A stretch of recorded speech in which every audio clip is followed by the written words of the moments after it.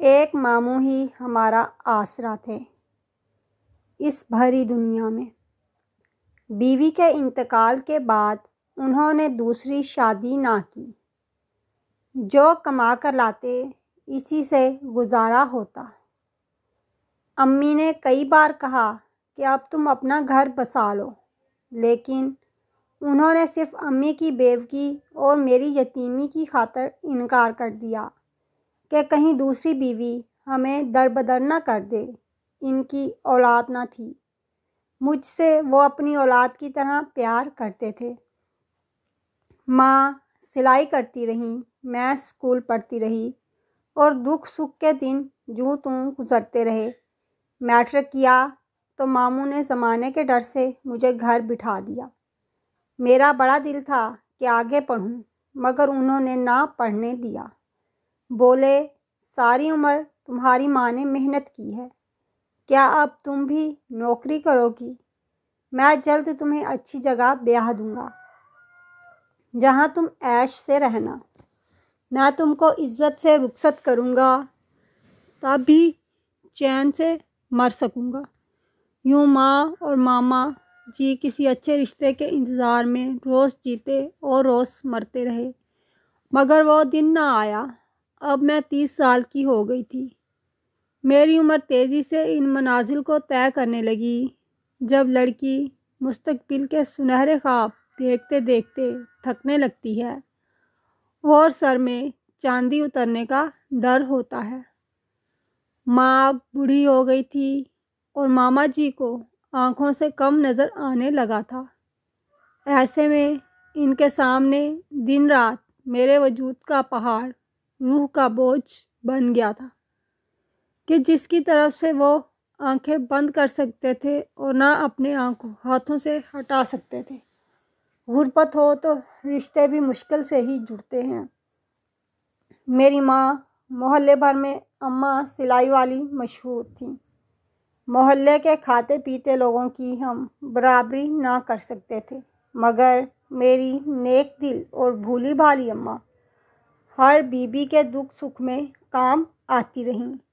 انہوں نے اماں سے رشتہ لگانے کو کہا، مگر اماں کی بیٹی پر کسی کی نظر نہ گئی۔ جو انہوں نے اپنے منہ سے کہہ بھی دیا تو یہی جواب ملا، اللہ نے چاہا تو نصیب کھل جائے گا۔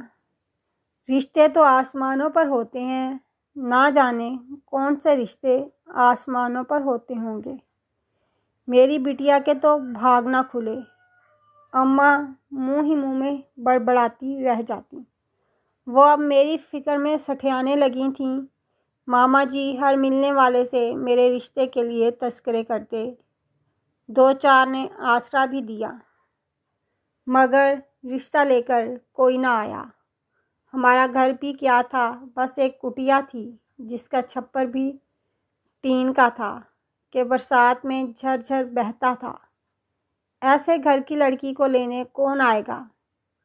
میں نے تو اب خواب دیکھنے ہی چھوڑ دیے تھے کہ اماں اگر ہر دم بیاہ کے تذکرے نہ چھیڑتیں تو میرے دل میں بھی کبھی شادی کا ارمان انگڑائی نہ لیتا۔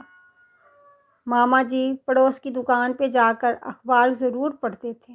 ایک دن وہ اخبار ہاتھ میں لیے آئے اور ماں سے بولے، دیکھ فریدہ، اب تک ہم بھی کتنے غافل رہے، روز ہی اخبار پڑھتا ہوں۔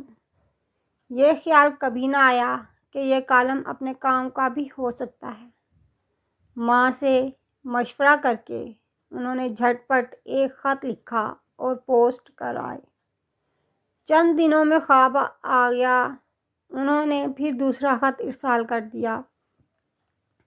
اس کے جواب میں بھی خط آیا اور پھر 2-4 دنوں بعد بھی کچھ لوگ ہماری کٹیا کا پتہ پوچھتے ہوئے آ گئے۔ یہ لوگ دیکھنے سے کافی امیر اور خوشحال لگتے تھے۔ ماں نے ماما سے کہہ دیا کہ یہ ہمارے جوڑ کے نہیں ہیں۔ ماما نے ان کو یہ کہہ کر چپ کرا دیا کہ خدا خدا کر کے تو کوئی آیا ہے اور تم ایسی باتیں لے بیٹھی ہو۔ کچھ لوگ صرف شرافت اور سیرت بھی تو ڈھونڈتے ہیں، سب ہی تو دولت اور جہیز نہیں دیکھتے۔ ماں بیچاری خاموش ہو گئیں۔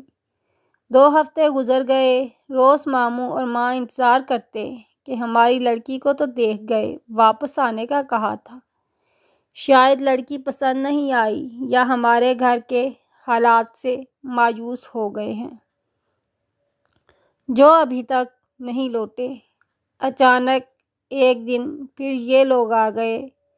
2 عورتیں تھیں، پکے سن کی، اور 2 فیشنیبل مرد۔ ایک تو وہ لڑکا جس کا رشتہ کرنا چاہ رہے تھے، اور دوسرا اس کا بڑا بھائی تھا جس کا رشتہ لائے تھے۔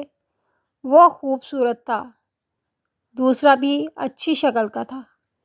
میری ماں لڑکا دیکھ کر خوش ہو گئیں کہ خوشحال ہے، لڑکا حسین اور برسرِ روزگار ہے، اور ہمیں کیا چاہیے۔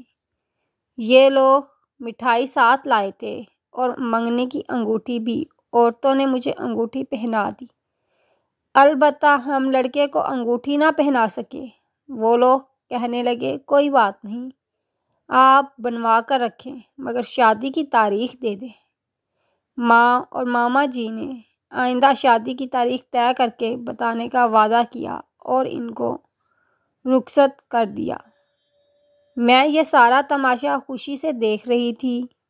کبھی سوچتی، اماں کو کیا ہو گیا ہے، ان لوگوں کا خاندان پتہ ہے، نہ آگے پیچھے دیکھا کہ کون ہے کیا ہے، بس جھٹ پٹ رشتہ دینے پر راضی ہو گئی، محض خط و کتابت پر۔ پھر سوچتی، ماں بھی حق بجانب ہے، شادی تو جوا ہوتا ہے، دیکھ بھال کر کرو، تب بھی پتہ نہیں ہوتا کہ بیٹی کا نصیب کیا ہوگا۔ اگر قسمت اچھی ہو تو برے بھی اچھے بن جاتے ہیں۔ میں نے اس بارے زیادہ سوچنا چھوڑ دیا۔ پھر سچ بات تو یہ ہے کہ 34 سال عمر ہو رہی تھی، اب تو یہی جی چاہتا کہ ایک بار دلہن تو بن جاؤں، پھر جو ہو سو ہو۔ وہ دن بھی آ گیا جب بارات دروازے پر آ پہنچی۔ محلے والے حیران کہ سلائی والی خالہ نے کہاں سے اتنا اچھا رشتہ ڈھونڈ نکالا ہے۔ بارات میں زیادہ لوگ نہ تھے، مگر لباس اور وضع قطع سے اچھے گھرانے کے لگتے تھے۔ بری بھی اچھی لائے تھے۔ ماں تو خوشی سے پھولی نہ سماتی تھیں۔ میری ایسی سہیلیاں نہ تھیں جو ڈھولک گیت گاتیں۔ بس نکاح ہوا اور ماما جی نے دعاؤں کے ساتھ مجھے وداع کر دیا، اور میں بیاہ کر کراچی آ گئی۔ کراچی کوئی دور نہ تھا۔ ایک بار ماں میرے گھر آئی اور ایک بار میں میکے گئی۔ شہر میں شوہر نے ایک فلیٹ کرائے پر لیا ہوا تھا جس میں تھوڑا سا سامان تھا۔ چند دن ہم خوش و خرم رہے۔ انہوں نے مجھے بتایا، میں بیرون ملک ملازمت کی کوشش کر رہا ہوں، یہاں پیسے کم ملتے ہیں، باہر کے ملکوں میں تنخواہ زیادہ ملتی ہے۔ میرے بڑے بھائی باہر ہیں، وہ ہمارے ویزے کی کوشش کر رہے ہیں، جوں ہی کام ہوا ہم چلے جائیں گے۔ جلد ہی ان کے بھائی کا خط آ گیا اور ساتھ ویزا بھی۔ میں نے ماں کو فون کروایا تو وہ ملنے آ گئیں۔ ماما جی بھی ساتھ آئے۔ ان سے رخصت لی۔ وہ بیچاری کیا کہتی، مجبور تھیں، اب تو بیٹی دوسرے کے بس میں تھی۔ ہم دبئی پہنچے۔ بڑی شاندار جگہ تھی، گھر میں ہر چیز موجود تھی۔ میں تو جیسے خوابوں کی دنیا میں پہنچ گئی۔ 2 دن تک یہی سمجھتی رہی کہ خواب دیکھ رہی ہوں۔ تیسرے دن شام کو شوہر نے کہا، کپڑے بدل کر تیار ہو جاؤ، ایک دوست کے گھر چلنا ہے۔ میں تیار ہو گئی۔ سب سے اچھا والا جوڑا پہنا، بن سنور کر ہلکے پھلکے زیور بھی پہن لیے، اور سوچنے لگی کہ نہ جانے کیسے لوگ ہوں گے، کہیں مجھے اجڑ ہی نہ سمجھیں۔ پھر یہ خواب یوں ٹوٹا کہ وہ جہاں مجھے لے گئے وہ دوست کا گھر نہ تھا اور میرا شوہر میرا نہ تھا، کیونکہ شوہر عزت کے رکھوالے ہوتے ہیں، اپنی عزت و حرمت کا بیوپار نہیں کرتے، اور یہاں تو کام ہی ان کا یہی تھا۔ دونوں بھائی شادی کر کے لاتے اور عورت کو بازار کی جنس بنا دیتے۔ دولت کمانے کا آرام دہ اور آسان ذریعہ۔ انہوں نے پہلے بھی 2 شادیاں کی تھیں۔ ان عورتوں سے میری ملاقات ہوئی۔ اب ہم سب کا نصیب ایک اور کام بھی ایک ہی تھا۔ وہ اپنے دکھوں سے سمجھوتا کر چکی تھیں کیونکہ وہ بھی میری طرح لاوارث تھیں۔ بحال کر ایسے گھرانے پھانستے تھے جو غریب ہوں اور جن کے پیچھے کوئی نہ ہو۔ مدت گزر گئی، اسی طرح جسم کو بکتے اور روح کو پامال ہوتے۔ پھر جیسے ہر احساس مٹ گیا اور مجبوری پاؤں کی زنجیر بن گئی، یہاں تک کہ عمر رسیدگی نے آ لیا۔ میں ان کے گھر کا کچن سنبھالنے پر لگا دی گئی۔ میری جگہ وہ اور 2 لڑکیاں لے آئے تھے۔ گھر اور وطن سے دور صرف اپنوں کی یادیں باقی رہ گئیں۔ سارے رشتے خاک ہو گئے، تمام کشتیاں جل چکیں۔ لوٹ کر جانے کے تمام راستے بند ہو گئے۔ لوٹ کر جاتی بھی تو وہاں کون ملتا؟ جانے والے تو اس جہاں سے گزر چکے تھے۔ اس عمر میں صرف ایک روشنی کی کنار پاس تھی، نماز کی پابندی۔ آدھی رات کو اٹھ کر اللہ کے حضور سجدے میں گر کر اپنے گناہوں کی معافی کے لیے دعائیں کرتی۔ گرچہ اپنی مرضی سے اس راہ کو نہیں چنا تھا، پھر بھی اللہ کا خوف آتا۔ اس رب سے تو ڈر لگتا تھا، نہ جانے ہماری بخشش ہوگی یا نہیں، مگر اس کی رحمتوں سے تو گناہگار سے گناہگار کو بھی مایوس نہ ہونا چاہیے۔ وہ معاف کرنے والا بڑا غفور الرحیم ہے۔ خود کو سمجھاتی اور امید کا دامن ہاتھ سے نہ چھوڑا۔ کچھ عرصہ بعد کیسر نے مجھے ایک مراکشی کے ہاتھ بیچ دیا۔ دونوں بھائیوں کی نئی بیویاں بازار جاتیں، وہ مجھے بھی کبھی کبھار ہمراہ لے جاتیں۔ ایک دن وہ بڑے مال گئیں اور شاپنگ میں مصروف ہوئیں۔ میں ان کے ساتھ چلتے چلتے تھک گئی تو ایک جگہ پڑی کرسی پر بیٹھ گئی۔ ادھر سے ایک عورت گزر رہی تھی جس کا 4 سال کا بچہ دوڑتا ہوا میرے پاس آ گیا۔ وہ عورت بچے کو ادھر ادھر ڈھونڈنے لگی۔ میں نے اسے پریشان دیکھ کر اپنی طرف متوجہ کیا کہ تمہارا بچہ ادھر ہے۔ شکریہ خالہ جی، میرا لڑکا بہت شریر ہے، شکر ہے آپ نے اسے تھام لیا، ورنہ تو یہ اور آگے دوڑ جاتا۔ میرے میاں بل ادا کرنے میں مصروف تھے اور میں اس لڑکے کے پیچھے دوڑ نہیں سکتی تھی۔ میں نے کہا کوئی بات نہیں بیٹی، میں دیکھ رہی تھی یہ کیسے بھاگا ہے۔ میرے سامنے آیا تو میں نے روک لیا تاکہ اور آگے نہ چلا جائے۔ وہ کہنے لگی آپ کون ہیں، کہاں رہتی ہیں؟ میں نے بتایا پاکستانی ہوں، ایک گھر میں ملازمت کرتی ہوں، ان کا کھانا وغیرہ پکاتی ہوں۔ کیا آپ وہاں خوش ہیں؟ ہرگز نہیں، مگر مجبوری ہے، واپس وطن نہیں جا سکتی۔ کیا آپ واپس وطن جانا چاہیں گی؟ وہاں اب میرا کوئی نہیں رہا، کس کے پاس جاؤں گی؟ آپ وہاں کون سے شہر میں رہتی تھیں؟ حیدرآباد میں۔ میں نے بتایا میں بھی وہاں کی رہنے والی ہوں۔ حیدرآباد میں کس جگہ رہتی تھیں؟ غلط کیا بتاتی؟ میں نے علاقے اور محلے کا بتایا تو وہ چونک پڑی اور کہنے لگی میں بھی وہاں کی رہنے والی ہوں۔ پھر تو آپ مجھے جانتی ہوں گی۔ نہیں بیٹی، تمہاری اور میری عمر میں بہت فرق ہے۔ میری شادی ہو گئی تو قسمت دبئی لے آئی تھی، تب تم شاید چھوٹی سی ہوگی۔ اس نے اصرار کیا اپنے والدین کا اتا پتہ بتائیے۔ میرا تو وطن آنا جانا رہتا ہے، آپ کو کبھی نہیں دیکھا تھا وہاں میری ماں کا۔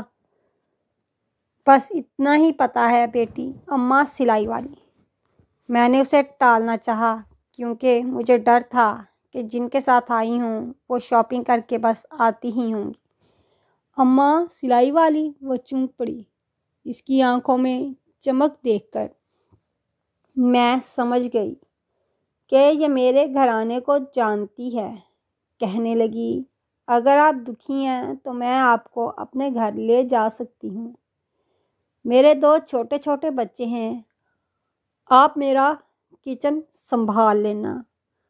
میں آپ کو ہر ماہ بہت اچھے پیسے دوں گی، تنخواہ مت سمجھنا، آپ ایک زندہ انسان ہیں، آپ کو بھی تو اچھی زندگی گزارنے کے لیے رقم چاہیے ہوگی۔ میں ضرور چھوٹی سی تھی، مگر یاد ہے کہ اماں سلائی والی ہمارے گھر آتی تھیں، ڈوبتے کو تنکے کا سہارا۔ شازیہ مجھے گھر لے آئی۔ اس نے بتایا کہ تمہاری ماں زندہ ہے۔ کچھ عرصہ قبل جب میں پاکستان گئی تھی، میں نے اپنی بڑی بہن سے سنا کہ اماں سلائی والی کے بھائی جب سے بیمار ہوئے ہیں وہ دکھی رہنے لگی تھی۔ پہلے ہی بیٹی کے غم میں بیمار رہتی تھی، مگر بیچاری سلائی کر کے گزارا چلا رہی تھی۔ وقت نے بوڑھا تو کرنا ہوتا ہے، وہ بھی بوڑھی ہو گئی اور محنت کرنے کے قابل نہ رہی، تو اس کے دیور کے پوتے اسے لے گئے۔ حیدرآباد میں کہاں ہے یہ نہیں معلوم، مگر ان کے شوہر کا مکان ابھی بھی خالی پڑا ہے، اس پر تالا لگا ہوا ہے۔ تم کہو تو میں اپنے بھائی سے کہہ کر پتہ کرا دوں گی کہ تمہاری والدہ کہاں ہیں، زندہ ہیں یا اللہ کی رضا سے خالق کے پاس چلی گئی ہیں۔ شازیہ بات کر رہی تھی اور آنسو میری آنکھوں سے رواں تھے۔ قیصر نے تو مجھے کہا تھا کہ تمہارے ماما اور ماں مر چکے ہیں، خدا کرے میری ماں زندہ ہو اور میں آخری بار اس کو دیکھ سکوں۔ دل سے دعا کی تھی۔ کچھ باتیں انہونی ہوتی ہیں مگر ہو جاتی ہیں۔ جب شازیہ اور اس کے شوہر پاکستان جانے لگے، میں بھی ان کے ساتھ آ گئی۔ شازیہ میکے گئی تو میں نے اپنا محلہ دیکھا جہاں میں نے بچپن گزارا تھا، اپنا گھر دیکھا جو پہلے جھونپڑے نما تھا، پھر ماما نے رفتہ رفتہ اس کو ایک مکان کی شکل دے دی۔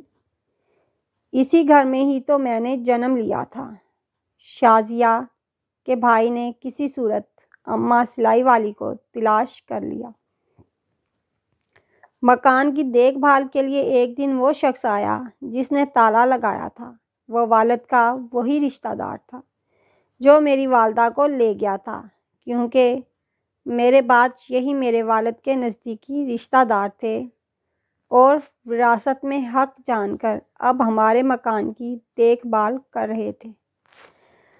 مجھے مکان سے نہیں، ماں سے غرض تھی، اور میرے لیے خوشی کی بات یہ تھی کہ میری ماں زندہ تھی، میں ان سے مل سکتی تھی۔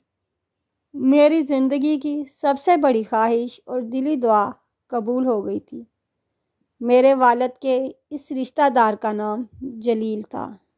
اس نے بتایا کہ ایک پڑوسی نے اس وقت ہم سے رابطہ کیا جب آپ کی والدہ بہت علیل اور اکیلی تھی۔ ان کی دیکھ بھال کرنے والا اور ان کو کھانا تک دینے والا کوئی نہ تھا، لہٰذا میرے والد اور والدہ نے کہا کہ اب تک ہم نے چچی کی خبر گیری نہیں کی کہ ان کے بھائی اور بیٹی موجود تھے، اب ہمارا فرض بنتا ہے آخری عمر کے حصے میں جب کہ وہ تنہا رہ گئی ہیں۔ جلیل نے بتایا، بہن آپ کی ماں ہمارے پاس ہیں، لیکن وہ بہت نحیف ہو گئی ہیں اور چلنے پھرنے سے تقریباً معذور ہیں۔ میری والدہ اور بہن ان کا ہاتھ پکڑ کر واش روم تک لے جاتی ہیں۔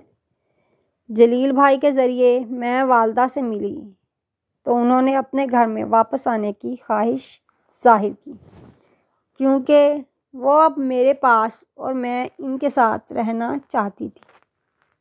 تب ہی شازیہ نے مجھے میری والدہ کے پاس چھوڑ دیا۔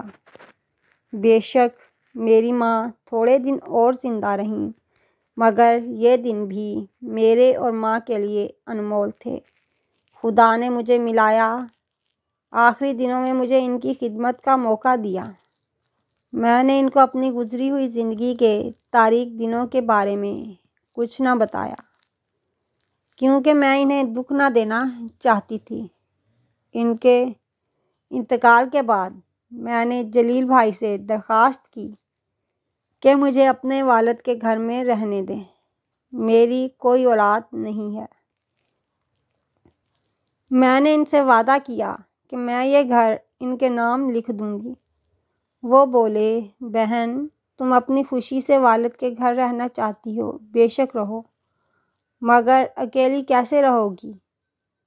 آپا شازیہ کے والد اور بھائی کا گھر سامنے ہی تھا، میں ان کے سہارے رہ سکتی تھی۔ جلیل بھائی کو میں نے مکان کی وراثت کا مختار نامہ دے دیا۔ وہ میرے لیے بھائیوں جیسے تھے، رشتے کے ہی نہیں سگے بھائیوں کی طرح انہوں نے میرا خیال رکھا اور مجھے ہر ماہ خرچے کے لیے معقول رقم بھی دیتے۔ شازیہ آپا کے شوہر کی ملازمت کا کنٹریکٹ ختم ہو گیا تو یہ لوگ بھی اپنے وطن واپس لوٹ آئے۔ آپا نے اپنے والدین کے نزدیک گھر لیا تو ان کی محبت سے اور بھی سہارا مل گیا۔ محلے والے بھی میرا خیال رکھنے لگے، لیکن جب وہ یہ سوال پوچھتے کہ تم آخر کہاں چلی گئی تھیں، میں کہ دوبارہ کیوں نہیں لوٹیں، کہ تمہاری ماں تمہاری جدائی سے بدحال رہتی تھی، تب میں اس سوال کا ان کو کوئی جواب نہیں دے سکتی۔ شازیہ نے البتہ سب کو یہ بات بتا دی کہ جس کیسر نامی شخص سے فریدہ آپا کی شادی ہو گئی تھی وہ دھوکے باز نکلا اور اس نے مراکش لے جا کر آپا کو فروخت کر دیا۔ جب خریدنے والے دبئی آئے تو یہ بھی ان کے ساتھ دبئی آ گئیں اور مجھے مل گئیں۔ یوں یہ لوٹ کر یہاں آ پائی ہیں۔ محلے والوں نے ان کی بات کا یقین کر لیا اور یوں میں زندگی کے باقی دن شازیہ کے پاس گزار رہی ہوں۔ اللہ تعالیٰ اس جیسی ہمدرد اور نیک بیٹی سب کو دے۔ میں جب تک زندہ ہوں ان اور ان کے بچوں کے لیے دعا گو رہوں گی۔